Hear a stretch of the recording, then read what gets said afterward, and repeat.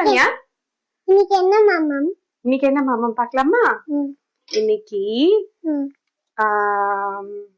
Nellaiappar rice, அப்புறம் வாழைப்பூ போட்டு பருப்பு உருண்டை குழம்பு,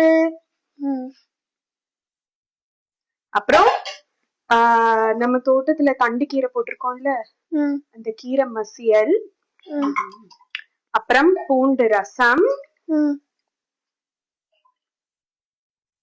அப்புறம் சிறுகிழங்கு இங்க ஃப்ரை பண்ணிட்டு இருக்கேன். நீ உரிச்சு கொடுத்தியே எனக்கு. சிறுகிழங்கு ஃப்ரை. அப்புறம் நீ என்கிட்ட வாங்கி சாப்பிட்டியே பனானா சிப்ஸ்.